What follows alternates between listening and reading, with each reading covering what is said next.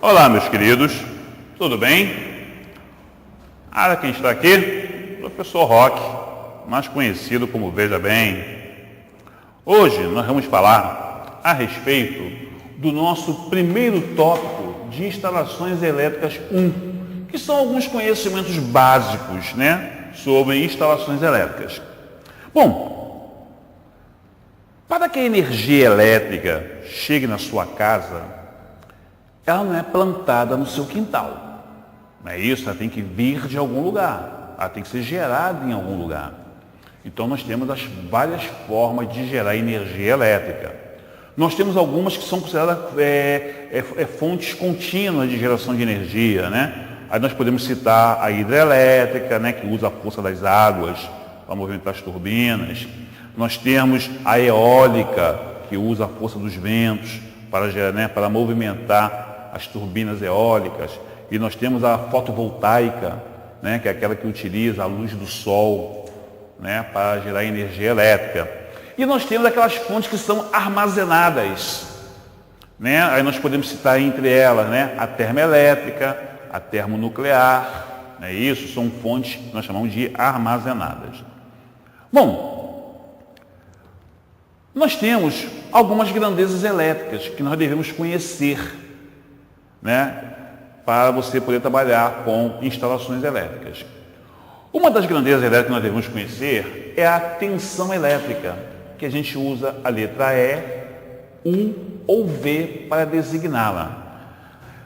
A tensão elétrica é o seguinte: em primeiro lugar, para que haja energia elétrica na sua casa, tem que haver a circulação de uma coisa chamada elétrons.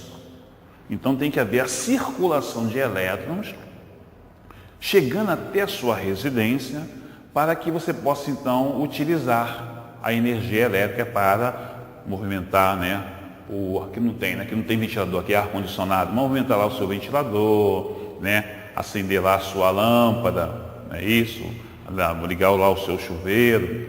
Então, só que esses elétrons, para que eles se locomovam através de um elemento condutor até chegar à sua residência, tem que ter uma força empurrando, entre aspas, empurrando. Quem é que faz isso? É a tensão elétrica. É isso, através de uma coisa chamada diferença de potencial. Não é isso? Um lado tem um potencial maior do que o outro, então vai fazer com que haja o quê? A circulação então desses elétrons. A unidade de tensão elétrica é o volt, que nós usamos a letra V para designar. E o aparelho, o instrumento que mede tensão elétrica, chama-se voltímetro. Tá ok? Outra grandeza elétrica que nós temos é a corrente elétrica. Como eu acabei de falar, a corrente elétrica nada mais é do que a circulação dos elétrons através de um elemento condutor. Durante um determinado intervalo de tempo. Tá ok? A corrente elétrica, a gente usa a letra I para designar. E nós temos, e a unidade é o ampere. E o nome do aparelho chama-se amperímetro. Só que a corrente elétrica, ela pode ser contínua. É isso, é aquela que eu tenho um polo positivo e um polo negativo. É isso, e ela tem um único sentido para se locomover. É isso, e a sua tensão ela é fixa, ela não é variável. E eu tenho a corrente alternada, é aquela que ora ela é positiva, ora ela é negativa. Agora, ao invés de eu ter um terminal positivo e um terminal negativo, eu tenho um condutor que é chamado de fase e um outro que é chamado de neutro. E a fase, que é o que dá choque, ora ela é positiva, ora ela é negativa, formando um que nós chamamos de senoide. Então essa é a corrente alternada. Nós temos uma outra grandeza chamada resistência elétrica. A resistência elétrica é o seguinte, todo material ele vai ter uma capacidade maior ou menor de deixar passar os elétrons, isto é, deixar passar a corrente elétrica. Isso nós chamamos de resistência. Os bons condutores apresentam uma resistência bem baixa, enquanto os isolantes apresentam uma resistência alta para não deixar passar a corrente elétrica. Não é isso? Já os condutores, a sua resistência é baixa para poder passar, né? Facilitar a passagem da corrente elétrica. A unidade é o ohme, né? Que a gente usa aquela ferradura, né? Que é a letra ômega em grego, né? Ômega maiúsculo em grego. E o aparelho que mede a resistência elétrica chama-se ohmímetro. Existe um aparelho que ele pode medir essas três grandezas utilizando um único instrumento, que é o multímetro. No multímetro, né, eu tenho embutido nele o voltímetro, o ohmímetro e o miliamperímetro, para medir, então, a corrente elétrica. Bom, quando os elétrons estão se deslocando, né, de um ponto ao outro, ele vai realizar uma coisa chamada trabalho, né? E está realizando um trabalho, que eu chamo então de trabalho elétrico, tá? A gente usa a letra W para designar, tá ok? Quando o tempo, esse intervalo de tempo que os elétrons se deslocam de um ponto para o outro, se eu considerar esse tempo em segundos, a unidade de trabalho elétrico é o joule. Agora, se eu utilizar a hora, tá? Vai ser o watt-hora, tá ok? E o aparelho que faz a medição do trabalho elétrico, a gente chama de medidor de consumo. É aquele que tem lá na entrada da sua residência, né? Quando que vai lá aquele cara lá com aquela roupa verdinha, né? Para quem é da Light, né?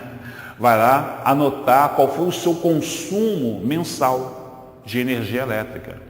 Então, aquele medidor ali, ele está medindo o trabalho elétrico realizado por todos os seus equipamentos durante um determinado intervalo de tempo.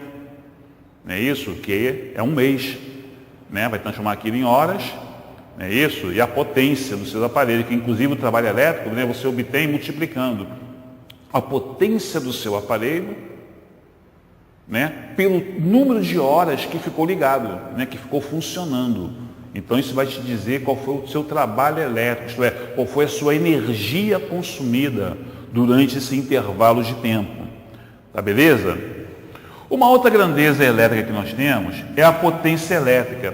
A potência elétrica é o trabalho realizado em um determinado instante. Tá? É a medição instantânea do trabalho elétrico. Então, nós chamamos isso de potência. Então, é o trabalho instantâneo. Qual é a unidade de potência? Bom, a unidade básica de potência é o watt.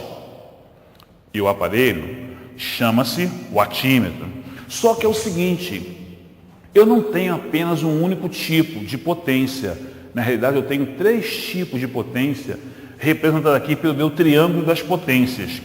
Eu tenho uma potência que eu chamo de potência ativa, também chamada de potência real, ou de potência nominal, ou de potência em RMS, né? RMS significa root mean square, né? Raiz média quadrática, né? Essa é dada em watt. Mas eu tenho uma potência chamada de potência reativa. A potência reativa é aquela que, quando a energia da concessionária ela é consumida da concessionária, ela é utilizada apenas para manter os campos magnéticos dos circuitos indutivos, os motores, né, os reatores, né, das lâmpadas fluorescentes, tá ok? Qualquer coisa que tenha bobina, que tenha indutor, né, transformadores dos aparelhos eletrônicos. Então, essa nós chamamos então de potência reativa, que ele vai consumir uma energia chamada energia reativa. É uma que não realiza trabalho. Entendeu? E nós temos o somatório das duas. Como a potência reativa, ela não tem a mesma fase da potência ativa, ela é defasada a 90 graus, na hora que eu vou somar as duas, eu tenho que fazer uma soma chamada de soma vetorial. Vou achar a hipotenusa de um triângulo retângulo. Essa potência, então, é chamada de potência aparente, que é dada em volt-ampere. Tá ok? Depois vai ter uma disciplina que o professor vai falar mais detalhadamente sobre o cosseno deste ângulo, que nós chamamos de fator de potência. Ele vai falar a respeito dos problemas causados, quem são os grandes vilões, né, que provocam o famoso baixo fator de potência e como você consegue resolver. Fora isso, todas essas grandezas, elas podem ser mensuradas através dos seus múltiplos ou dos seus submúltiplos. Por exemplo, eu não posso chegar em um lugar qualquer, qual é a tensão que eu tenho aí?